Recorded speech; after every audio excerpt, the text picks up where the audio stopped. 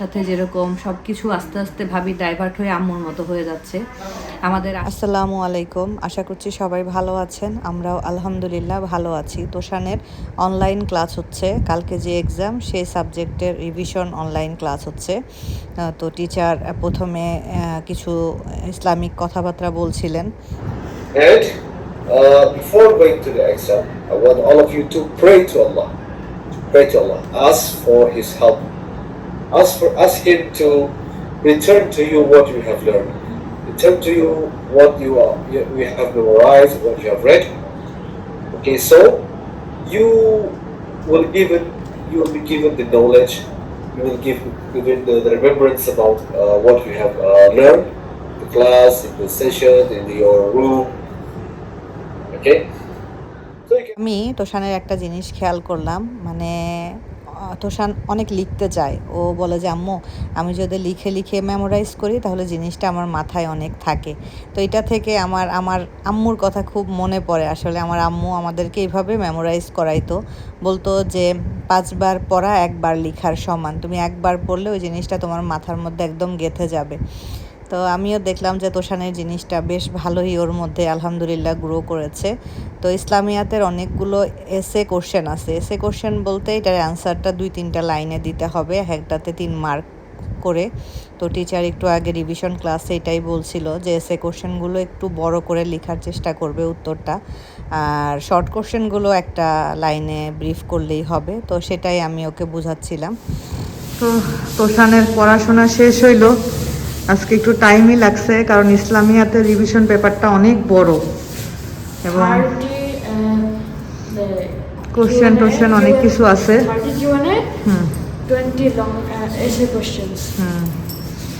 30 হলো short question আর 20 হলো long question. তারপরে তো ফিল ইন দ্য ব্ল্যাঙ্কস, তারপরে মাল্টিপল চয়েস, তারপরে ট্রু ফলস, আরেকটা আসবে তো শান্ত মানে ম্যাচিং, কলাম বি ম্যাচিং। তো এগুলা সব ছিল। তো আপনাদের ভাইয়া যাচ্ছে রাত্রে খাবার আনতে আজকে দুপুরবেলা। এই যে আমরা যাচ্ছি হলো আমাদের বাসার নিচে, আর আপনাদের ভাইয়া যাচ্ছে একটু খাবার আনবে রাতের জন্য। দুপুরে রান্না ছিল বলে আজকে দুপুরে রান্না করি নাই। এই যে বাসার নিচে দোকান হওয়ার তো এই সুবিধা, রাত্রেবেলাও চলে আসতে পারছি জিনিস নেওয়ার জন্য। আর এই শপে রাত্রেবেলা অনেক ভিড় থাকে অনেক। চল আগে একটু নেই, দেখি খাবার কি নেওয়া যায়। দেখো চলো দেখি, এই যেগুলো না তোষান, এই যেগুলো না এটা নিয়ে নাও ফাইনালি। কয়টা আছে দেখো? 5 আছে? 5 না 4 কেন 5 থাকার কথা না? যেহেতু 4 থাকে তাই না? আচ্ছা নিয়ে নাও। বড় আরো, হ্যাঁ এটা আরো বড়। সব সেম সব সেম নাও, এটার মধ্যে ঢুকো।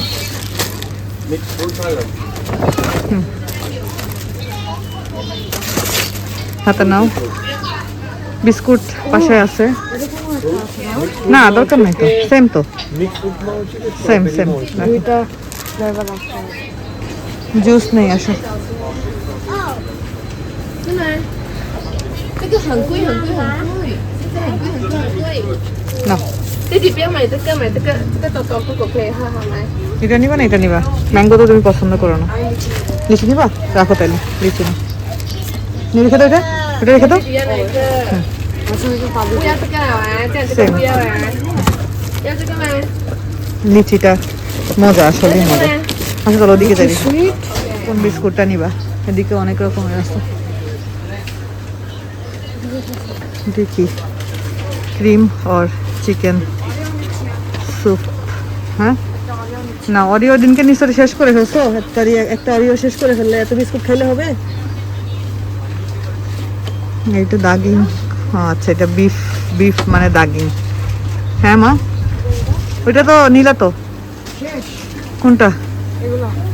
উপর থেকে নাও, একটা বড়টা নাও, ছোট ছোট মিনি প্যাকেটগুলো নাও।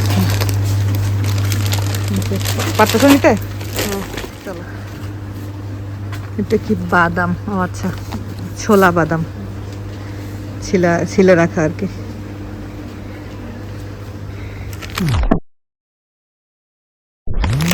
বাহ কি বড় বড় বাদাম, বাবারে বাবা, বিশাল বড় বড় বাদাম। এখানে মশলা অনেক রকমের মশলাই পাওয়া যায় এই দোকানে, নিচের দোকানে আর কি। ভালোই মশলা পাওয়া যায়, মশলা দরকার নেই, মশলা বাসায় সবই মোটামুটি আছে। তো স্যার আমাকে নিতে দিচ্ছে না, বলছে আম্মু তুমি নিতে হবে না, আমি নেই। স্যান্ডেলও আছে, চলো সামনের দিকে যাই। আর কিছু লাগবে? আর তো কিছু দরকার নেই। বাহ, এখানে সুন্দর ট্রেইনার গুলো আছে, দেখো বা এটা সুন্দর তো দোকান, দেখো সুন্দর এটা। এখানে আইসক্রিম না এনেছি, আমরা খাই। না এখন তো আমাদের ডিনার করার সময়, আমরা এখন আইসক্রিম কেন খাবো? ও আচ্ছা, আমার ইয়ে লাগবে, কিচেন টিস্যু লাগবে।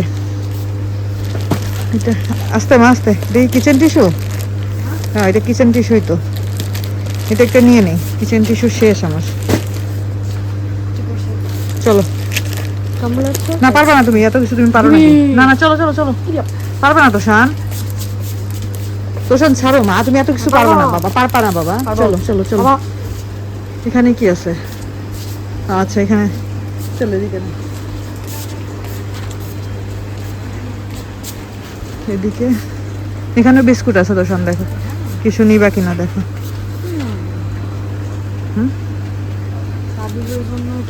তাবিব ওইটা বাসায় আছো, খাচ্ছে না। সেম যেটা নিশ্চয় ওইটার মতো সেম চকলেট কুকিজ। চলো ওইদিকে যাই। তো এই যে আপনাদের ভাইয়া হলো খাবার নিয়ে আসছে। এখানকার খাবার আমাদের খুব পছন্দ। আমরা হলো আমাদের আগের বাসা আসতে না, ফ্রেঞ্চ ফ্রাই কেন? ও আচ্ছা, chicken chop, chicken chop French fry. ও আচ্ছা আচ্ছা, হ্যাঁ চিকেন চপ। না তোমারটা নিয়ে নাও। চারটে এখানে। ঠিক আছে। আর ওটা ইয়ে রাইস, হ্যাঁ নাসি গোরাং। রাইস নরমাল নাসি চিকেন চপের সাথে ইয়ে দেয়, হ্যাঁ রাইস সস কি সস আছে? সস দিছে। দুশো নাও। মাছ হয়েছে, হ্যাঁ কোলস্লো আছে, সস আছে তো। ওখানে না বাবা, এখানে বসে এখানে খাও। বসে আপু, এখানে বসে করতে। এটা হলো খাবার আর কি, এটা আমাদের আগের বাসার পিছন থেকে নিয়ে আসা হয়েছে। আচ্ছা এখানে সব লাগছে। সবার আছে, লগ্ন আমার তোমার। দাম ঠিক আছে না দাম বাড়াইছে? দাম কত? 13.5 করে মনে হয়, কত ছিল? বাড়াইছে, বাড়াইছে কত ছিল আগে? 11 সামথিং ও বাড়াই দিছে। সব কিছুর দাম বাড়া, সব দাম বাড়তেছে, কোনো কিছুই আর কিনতেও হবে না, খাইতেও হবে না, এমন অবস্থা আর কি। তো ঠিক আছে, আমরা খাওয়া দাওয়া করে নেই, আমাদের খিদা লেগে গেছে। এই খাবারটা মজা আসলে, চিকেন চপ ভালোই লাগে খাইতে। আপুকে ডাক দাও তোষান। এই তো আমরা সবাই মিলে খেতে বসেছি। তাবিব আজকে আগেই খেয়ে ঘুমাই গেছে। ও ভাত খায়, ও রাত্রে ভাত ছাড়া অন্য কিছু খেতে চায় না। মানে যে বাচ্চা আমার আগে ছোট থাকতে ভাত খেতই না, আমি তো ভাবতাম আমার এই ছেলে মনে হয় ভাতটা আজই করবে না। মাশাল্লাহ সেই বাচ্চা আমার রাত্রে ভাত ছাড়া আসলে ঘুমাই না। ও যত যাই কিছু খাক না কেন, ওর একবার হলেও ভাত খেতে হবে। তো এই যে আমি, আপনাদের ভাইয়া, তোষান, লগ্ন আমরা একসাথে বসে খাওয়া দাওয়া করতেছি। তো লগ্ন আছে বলে ভালোই লাগে আসলে, যদি ওর সাথে খুব বেশিক্ষণ বসে গল্প করা হয় না। একে তো বয়সে অনেক ছোট, তারপরেও ওর সাথে আমার মানে সম্পর্কটা কমফোর্টেবল। ও আমার সাথে অনেক গল্প করে, কিন্তু ওর যেহেতু পরীক্ষা, ক্লাস টেস্ট চলতেছে, এই কারণে ওর অনেক পড়াশোনা করতে হয়। স্কুল থেকে এসে খাওয়া দাওয়া করে ও ঘুমায়, ঘুম থেকে উঠেই পড়তে বসে যায়। তো ওর পড়াশোনা নিয়েই কথা বলতেছিলাম।